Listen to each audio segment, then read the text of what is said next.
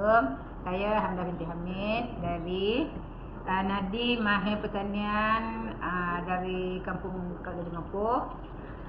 Saya telah mengikuti kursus pertanian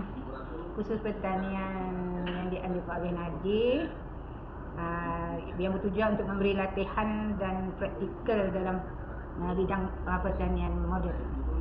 Sepanjang kursus saya telah mempelajari banyak ilmu teknik penanaman dan sebagainya, dengan seperti cara-cara penanaman hidroponik, penggunaan baja organik, serta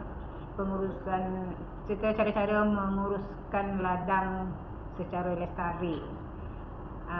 Apa yang baik dari kursus ini ialah aktiviti praktikal seperti membina pengairan sendiri dan menanam sayur-sayuran telah dengan cara yang dianjurkan telah memberi pengalaman yang sangat berharga buat saya.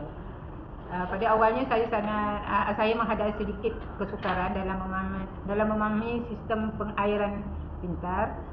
Namun setelah dibimbing oleh tenaga pengajar Nadi dengan kerjasama rakan-rakan, saya telah berjaya menguasai teknik yang telah diajarkan dan telah cuba mengaplikasikannya di kebun saya sendiri.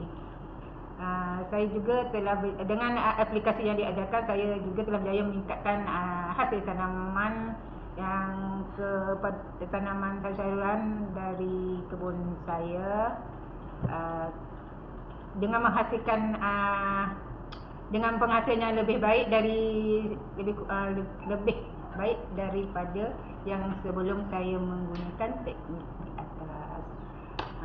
Jadi saya pun telah cuba memulakan perniagaan menjual produk-produk organik secara kecil-kecilan pada komuniti kampung saya, Dek Seni Mapoh. Saya berharap akan dapat terus mengembangkan kemahiran dalam bidang pertanian dan semoga dapat memberi inspirasi kepada generasi muda, golongan muda untuk menceburi bidang ini, kerana ia mempunyai potensi besar dalam sektor pertanian moden dalam penghasilan pendapatan dari hasil pertanian. Sekian, terima kasih.